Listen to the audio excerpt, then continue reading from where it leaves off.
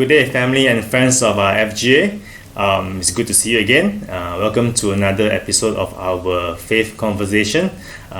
We hope that you've been encouraged by all the episodes that we've been doing, and just as we have been encouraged to present it to you. Okay, today we will continue with the parable of Jesus, whereby he talks about the responsible steward or the responsible servant. So this parable can be found in the book of Matthew and also the book of Luke. Okay, in the book of Matthew chapter 25, before the parable, Jesus speak about his second coming. All right, and in these verses, he gives like some kind of a preview or signs, vague signs of his coming back. It's kind of like watching a movie trailer. You get a bit at the beginning, in the middle, and then you get the cliffhanger, but you don't really get the full story. So you don't know when exactly Jesus will be coming back again. Alright, so let's go into this parable, and we'll be reading from Matthew chapter 24, verse 45 to 47. Alright, this is the NLT translation.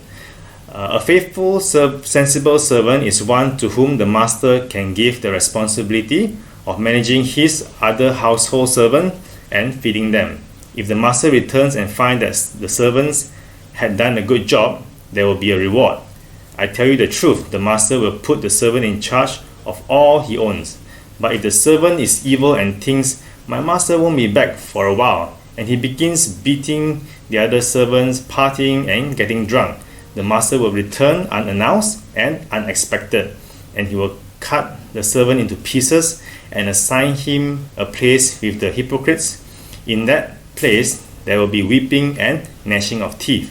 Now both Matthew and Luke have the same story, but in Luke chapter 12 verse 47 to 48, it has a little bit of additional. It says, and a servant who knows what the master wants but isn't prepared and doesn't carry out these instructions will be severely punished. But someone who does not know and then does something wrong will be punished only lightly. When someone has been given much, much will be required in return, and when someone has been entrusted with much, even more will be required. Now I know some of you are thinking, so if I do not know a lot, therefore I can do a little and then I'll only be lightly punished.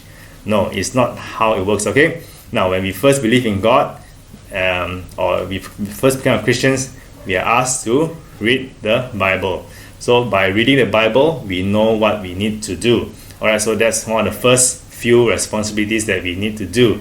Alright, so by reading the Bible, everything is inside there. All the responsibility and all of what we need to do is inside there. So there's no running away from that, okay?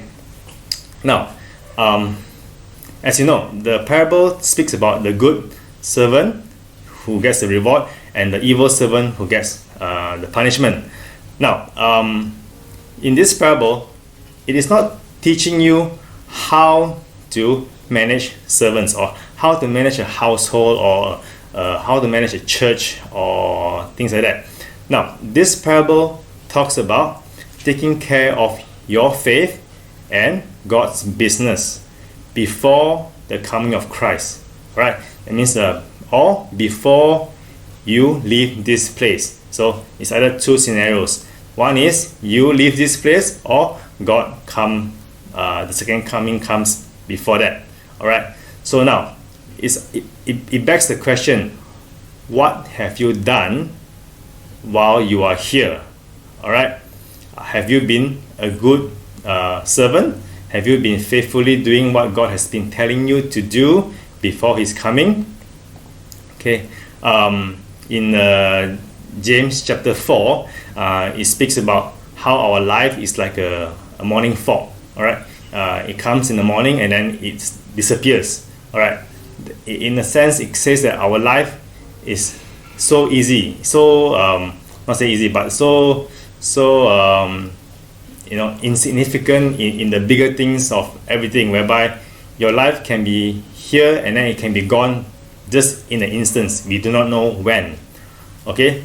Now, 2 Timothy chapter 4 verse 7, Paul says, I have fought the good fight, I have finished the race, I've kept the faith. Okay, so in this parable, I want to summarize it, or there's 3 key points which I want you to learn and to keep into your heart. Alright, now the first key point, we are in a race. Okay, we are running a race. This is why we are here. Paul talks about running a race, finishing the race well. Okay, now by running the race, what is it? We need to keep the faith and to do his business. Now, in the world, people are running they call the rat race, whereby you try to earn a lot of money and you try to get promotion and go up the ladder of the corporate ladder, But in this race, it's a different type of race, alright? This race, you are racing for God. You're doing God's work, alright? Now, we are asked to be in the race. We are not a spectator, okay? You are not required to be a spectator. Not just like you're watching a football game or watching a tennis game. You're not to be a spectator. Everybody needs to run this race. Okay? Now, second key point. There is a cut-off time for this race. Okay? Let's say you take, for example, a marathon. There is a cut-off time to be qualified as a finisher. Okay? If you run the Penang Bridge Marathon, you finish the race in 5 hours. If you run more than 5 hours, you're not qualified to be called a finisher. Now, same as the Word of God. As I said earlier, there's 2 scenarios. It's either you go to find him first, or he come to find you.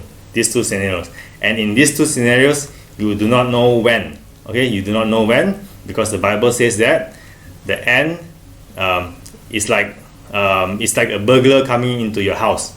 You do not know when a burglar will come into your house, because if you know, you'll be prepared, but you will not know.